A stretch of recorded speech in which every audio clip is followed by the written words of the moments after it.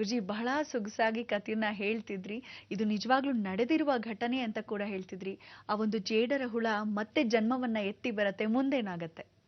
ಈ ಜೇಡ್ರ ಹುಳ ಮತ್ತೆ ಜನ್ಮವನ್ನು ಎತ್ತಿ ಬರತಕ್ಕಂಥ ವಿಚಾರದಲ್ಲಿ ಬಹಳ ರಹಸ್ಯವಾಗಿ ಅಡಗಿರತಕ್ಕಂಥ ವಿಚಾರ. ಈ ಜೇಡ್ರ ಹುಳ ಮತ್ತೆ ವಾಪಸ್ ಬಂದಾಗ ಅದೇನು ಮಾಡುತ್ತೆ, ಈ ಸಲಿ ಮರ ನೋಡ್ಬಿಡ್ತು. ಆ ಮರ ತನಗೆ ತಾನೇ ಬೆಳೆದು ಬಂದಿದೆ, ಈಶ್ವರನ ಮೇಲೆ ಬಂದಿದೆ. ಅವನಿಗೆ ಜ್ಞಾಪಕ ಶಕ್ತಿ ಇಲ್ಲ. ಆ ಜೇಡ್ರ ಹುಳು ಏನು ಮಾಡಕ್ಕೆ, ತಾನು ಪೂಜೆ ಮಾಡಕ್ಕೆ ನಾನು ಒಂದು ಸೇವೆಯನ್ನು ಮಾಡ್ತೀನಿ ಅಂತ ನಿರ್ಧಾರವನ್ನು ಮಾಡುತ್ತೆ.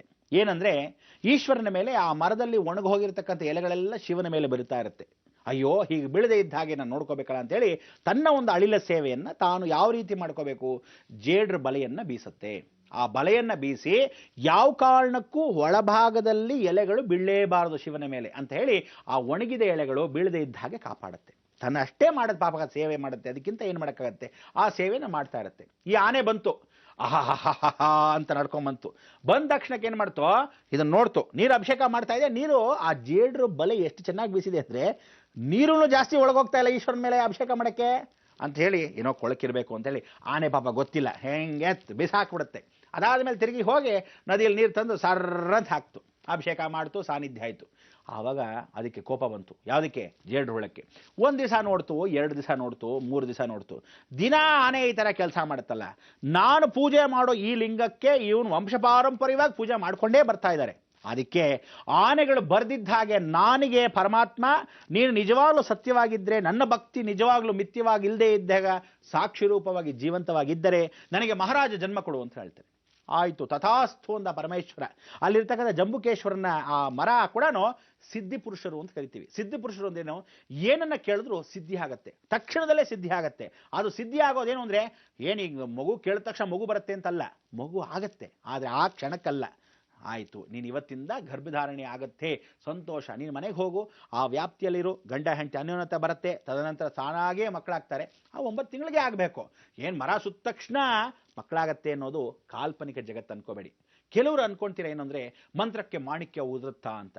ನಿಜವಾಗ್ಲೂ ಉದುರುತ್ತೆ. ಆ ಮಂತ್ರಕ್ಕಿರೋ ಶಕ್ತಿ ಸಿದ್ಧಿ ಪುರುಷರು ಒಳಭಾಗದಲ್ಲಿ ಕೂತ್ಕೊಂಡು ಓಂ ನಮಃ ಶಿವಾಯ, ಓಂ ನಮಃ ಶಿವಾಯ ಅಂತ ಎಷ್ಟು ಸಲ ಹೇಳಿರ್ಬೋದು. ಸೊ 4000 ವರ್ಷದಿಂದ ಆ ಮರ ಅಲ್ಲೇ ಕೂತ್ಕೊಂಡು ಆ ಈಶ್ವರನ ಸಿದ್ಧಿಯಲ್ಲಿ ಇವತ್ತಿಗೂ ಆ ಸಾನ್ನಿಧ್ಯ ಮರ ಜೀವಂತವಾಗಿದೆ ಅಂದ್ರೆ ಇದಕ್ಕಿಂತ ಸಾಕ್ಷಿ ಬೇಕೇನ್ರಿ? ಆ ಜೀವಂತ ಸಾಕ್ಷಿ ಆಗಿರ್ತಕ್ಕಂಥ ಮರಕ್ಕೆ ಪ್ರಾರ್ಥನೆಯನ್ನ ಮಾಡಿಕೊಂಡಾಗ ಆ ಶಾಶ್ವತ ಜೀವನ ಇವತ್ತಿಗೂ ನಮಗಿದೆ. ಆಗ ಅವನು ಮಹಾರಾಜ ಜನ್ಮವನ್ನು ಹೊತ್ಕೊಂತಾನೆ. ಯಾರೋ? ಇದೇ ಜೇಡ್ರ ಹುಳ. ಆಗ ಅವನು ಹೇಳ್ತಾನೆ, ನಾನು ಮಹಾರಾಜ ಜನ್ಮ ಹೊತ್ಕೊಂಡ್ರೆ ಆನೆ ಕೂಡ ಒಳಗೆ ಬರ್ದಿದ್ದ ಹಾಗೆ ನೋಡ್ಕೊಂತೀನಿ ಅಂತ ಹೇಳಿ ಈ ಈಶ್ವರನಿಗೆ ದೊಡ್ಡ ದೇವಾಲಯ ಕಟ್ತಾನೆ. ಎಲ್ಲ ಫಸ್ಟ್ ಕ್ಲಾಸ ಕಟ್ಟದ. ಮಹಾರಾಜ ಅಲ್ವಾ, ಯಾಕೆಂದ್ರೆ ತನಗೆ ಹೊಸ ಜನ್ಮ ಬಂತು. ಜೇಡ್ರ ಹುಳ ಏನಾಯ್ತು, ನಾನು ಪೂಜೆ ಮಾಡ್ತಿದ್ದಾಗ ಆನೆ ತೊಂದರೆ ಕೊಡ್ತು, ಇದೇ ಆನೆಗೆ ನಾನು ತೊಂದರೆ ಕೊಡ್ತೀನಿ ಅಂದ್ರೇನು, ಈಶ್ವರನ ಪೂಜೆ ಮಾಡಕ್ಕೆ ಇದು ಬರದೇ ಇರಬಾರ್ದು, ಹಾಗೆ ಮಾಡಿರ್ತೀನಿ. ಅದಕ್ಕೆ ಇವತ್ತಿಗೂ ನಿಜವಾಗ್ಲೂ ಇದು ಕತೆ ಅಲ್ಲ, ನಡೆದೇ ಘಟನೆ, ನಡೆದಿರೋ ಘಟನೆ ಇವತ್ತಿಗೂ ಸಾಕ್ಷಾಂತವಾಗಿ ನೀವು ನೋಡ್ಬೋದು. ಅನ್ನಕ್ಕೆ ಏನು ಸಾಕ್ಷಿ ಗೊತ್ತಾ? ಇವತ್ತು ಬನ್ನಿ ಆ ಗರ್ಭಗುಡಿಯನ್ನು ನೋಡಿ, ನೀವು ನುಸುಲ್ಕೊಂಡು ಒಳಗೆ ಹೋಗಬೇಕು, ಜೇಡ್ರ ಹುಳ ಮಾತ್ರ ಒಳಗೆ ಹೋಗುತ್ತೆ. 4 ಬಾಗಿಲಿಂದ ಆಚೆ ಇರುತ್ತೆ ಆನೆ, ಒಳಭಾಗದಲ್ಲಿ ಪ್ರವೇಶ ಮಾಡಕ್ಕೆ ಸಾಧ್ಯವಿಲ್ಲ. ದೊಡ್ಡ ದ್ವಾರದಿಂದ ಒಳಕ್ಕೆ ಪುಟ್ಟ ದ್ವಾರ, ಆಮೇಲೆ ಚಿಕ್ಕ ಪುಟ್ಟ ದ್ವಾರ, ಆಮೇಲೆ ಇನ್ನೊಂದು ಪುಟ್ಟ ದ್ವಾರ, ಆಮೇಲೆ ನವಗ್ರಹ ರಂಧ್ರದ್ವಾರ ಅಂತಿದೆ. ಆ 9 ನವಗ್ರಹಗಳಿಗೆ ಬಂಧನ ಮಾಡಿ ಪುಟ್ಟ ದ್ವಾರವನ್ನು ಇಟ್ಟು ನಾವೆಲ್ಲ ನುಸುಲ್ಕೊಂಡು ಒಳಗೆ ಹೋದ್ರೇನೆ ಆ ಲಿಂಗ ದರ್ಶನ. ನೋಡ್ರಿ, ಜೇಡ್ರ ಹುಳ ಕೂಡ ಮಹಾರಾಜ ನಾನಾದರೆ ನಾನು ಮಾತ್ರ ಪೂಜೆ ಮಾಡಬೇಕು ಅನ್ನೋ ಸ್ವಾರ್ಥ ಇರಬಹುದು, ಆದರೆ ಇವನು ಮಾಡಿದ್ದಕ್ಕೆ ನಾನು ಕೊಡೋದಿಲ್ಲ ಅಂತ. ಆ ಪ್ರಾಣಿಗಳು ಪೂಜೆ ಮಾಡಿದ ವಿಧಾನಕ್ಕೆ ಅಂತಲ್ಲ, ಅವರಿಗಿದ್ದ ಭಕ್ತಿ, ಅವರಿಗಿದ್ದ ಆಸಕ್ತಿ ಇವತ್ತಿಗೂ ಜೀವಂತವಾಗಿದೆ ಅನ್ನೋದಕ್ಕೆ ಈ ದೇವಸ್ಥಾನಕ್ಕೆ ನೀವು ಹೋಗಿ ನೋಡಿದ್ರೆ ಗೊತ್ತಾಗುತ್ತೆ.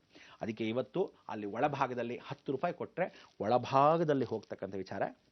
ನೀರು ನಿಂತಿರುತ್ತೆ, ನೀವು ಸುಮಾರು ಮೊಣಕಾಲ್ವರೆಗೂ ನೀರಿರುತ್ತೆ, ನಾವು ನೀರಲ್ಲೇ ಹೋಗ್ಬೇಕು. ಏನು ನೀರ್ಲಿಂಗ ಅಲ್ವಾ, ನೀರಲ್ಲೇ ಹೋಗಬೇಕು. ಆ ನೀರೆಲ್ಲ ಅಕಸ್ಮಾತ್ ಮಳೆ ಬಂದ್ಬಿಟ್ರೆ, ನದಿ ಪ್ರವಾಹ ಜಾಸ್ತಿ ಆದರೆ ಇಲ್ಲಿವರೆಗೂ ನೀರಿರುತ್ತೆ. ನನಗೆ ಇಷ್ಟವರೆಗೂ ನೀರು ಬರುತ್ತೆ ಅಂದರೆ ನಿಮಗೆಲ್ಲ ಎಷ್ಟವರೆಗೂ? ಅದಕ್ಕೋಸ್ಕರ ನೀರೊಳಗೆ ಹೋಗಿ ಹೀಗೆ ದೇವರ ದರ್ಶನ ಮಾಡಬೇಕು. ಮುಳುಗಿರುತ್ತೆ. ಆ ಸಮಯಕ್ಕೆ ದೇವರ ದರ್ಶನ ನಾವೇನು ಮಾಡೋದು, ದೂರದಿಂದ ನವಗ್ರಹ ದ್ವಾರ ಅಂತಿದೆ. ನೀವಲ್ಲಿ ನವಗ್ರಹ ದ್ವಾರದಲ್ಲಿ ದೇವರ ದರ್ಶನ ಮಾಡಬೇಕಾದ್ರೆ ಒಳಭಾಗದಲ್ಲಿ 1 ರಂಧ್ರ, 2 ರಂಧ್ರ, 3 ರಂಧ್ರ, 4, 5, 6, 7, 8, 9 ಅಲ್ವಾ? 9 ರಂಧ್ರಗಳಲ್ಲಿ ಒಂದೊಂದು ರಂಧ್ರದಲ್ಲೂ ಆ ಲಿಂಗವನ್ನು ನೋಡಬೇಕು. ಎಷ್ಟೋ ಜನ ಏನು ಗೊತ್ತಾ, ಓಹ್ ಕಿಟಕಿ ಇದು, ಆ ಕಿಟಕಿಲಿ ದರ್ಶನ ಮಾಡ್ಬೇಡ.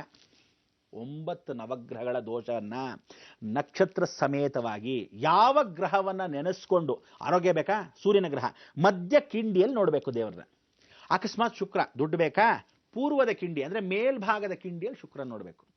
ಬುಧ ದುಡ್ಡು ಬೇಕು, ಸ್ವಲ್ಪ ಮಟ್ಟಿಗೆ ನಮಗೆ ಬುದ್ಧಿನೂ ಬೇಕು, ಚೈತನ್ಯ ಬೇಕು, ಗಂಡು ಮಕ್ಕಳಿಗೆ ಜ್ಞಾನಶಕ್ತಿ ಬೇಕು. ಸರಿ, ಈಶಾನ್ಯದಲ್ಲಿ ಪುಟ್ಟ ಕಿಂಡಿ ಇದೆ, ಅಲ್ಲಿಂದ ಲಿಂಗವನ್ನು ದರ್ಶನ ಮಾಡಿ. ಅಂದರೆ ಯಾವ ಕಿಂಡಿಯಲ್ಲಿ ಆ ದರ್ಶನವನ್ನು ನಾವು ಮಾಡ್ತೀವೋ ಆ ಗ್ರಹದ ದೋಷ ನಮಗೆ ಹೋಗುತ್ತೆ. ಅದಕ್ಕೆ ಎಲ್ಲರೂ ನಾವೆಲ್ಲ ಏನು ಮಾಡ್ಬಿಡ್ತೀವಿ, ಭಗವಂತ ಎಲ್ಲ ನವಗ್ರಹದ ಮುಖಾಂತರವೇ ಇದೆಲ್ಲ ದೋಷಗಳು ಹೋಗಲಿ, ನಮಗೆ ಕೊಡಬೇಕಾದ್ದು ಕೊಟ್ಟಿದೆ ನಿನಗೆ, ಆದ್ದರಿಂದ ಅಷ್ಟೂ ದರ್ಶನಗಳ ನವಗ್ರಹ ದರ್ಶನ ಸಮೇತವಾಗಿ ನವಗ್ರಹ ಕಿಂಡಿ ದರ್ಶನವನ್ನು ಆ ಪರಮೇಶ್ವರ ಜಂಬುಲಿಂಗೇಶ್ವರ ಅಂತ ನಾಮಕರಣ, ಜಲಕಂಠೇಶ್ವರ ಅಂತ 2ನೇ ನಾಮಕರಣ, ಅಖಿಲಾಂಡೇಶ್ವರಿ ಆಗಿರ್ತಕ್ಕಂಥವಳು ಪ್ರತಿಷ್ಠಾಪನೆ ಮಾಡಿದ ಅಖಿಲಾಂಡ ಕೋಟಿ ಬ್ರಹ್ಮಾಂಡ ನಾಯಕ ಅಂತ ಇವನಿಗೆ ನಾಮಕರಣ.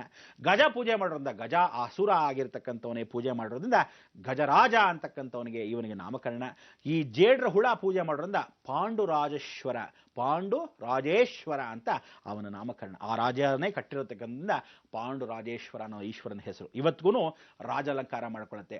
ಸರಿ, ಆನೆಗೆ ಕೇಳ್ಕೊಳತ್ತಂತೆ, ಹೋಗ್ಲಿ ನನಗಂತೂ ಒಳಗೆ ಬಿಟ್ಟಿಲ್ಲ, ರಾಜನಾಗಿ ನೀನು ಸೇಡನ್ನು ತೀರ್ಸ್ಕೊಂಡ್ಬಿಟ್ಟೆ, ನಾನು ಹೊರಗಡೆ ಆದರೂ ಬಂದು ಪೂಜೆ ಮಾಡೋಕ್ಕೆ ನನಗೆ ಅವಕಾಶ ಮಾಡಬಾರ್ದ ಅಂತ ಕೇಳಿದಾಗ, ಆಯಿತು ಇನ್ನು ಮೇಲೆ ಯೋಚನೆ ಮಾಡಬೇಡ, ಅಮ್ಮನವ್ರು ಪಾರ್ವತಿನೇ ಆ ಕಡೆಯಿಂದ ಬರ್ತಾಳೆ, ಅವಳು ಬಂದು ಹೊರಗಡೆ ಲಿಂಗವನ್ನು ತರ್ತಾಳೆ, ಆವತ್ತು ನೀನು ಪೂಜೆ ಮಾಡು ಅಂತ. ಇವತ್ತಿಗೂ ಸಾಕ್ಷಿ ರೂಪ ಏನು ಅಂದರೆ ಅರ್ಚಕರು ಸ್ವತಃ ಆ ದೇವಿಯ ಅವತಾರ ಹೊರಗನೆ ದೇವಿಯ ಅಲಂಕಾರದಲ್ಲಿ ಗಂಡ ಅರ್ಚಕರು ಹೆಂಗಸರನ ವೇಷದಲ್ಲಿ ಪರಿಪೂರ್ಣವಾಗಿ ತ್ರಿಶೂಲವನ್ನು ಇಟ್ಟುಕೊಂಡು ಅಮ್ಮನವರಿಂದ ಉತ್ಸವ ಮೂರ್ತಿಯನ್ನು, ಈಶ್ವರನ ಉತ್ಸವ ಮೂರ್ತಿಯನ್ನು ಹೊರಗಡೆ ತರ್ತಾರೆ.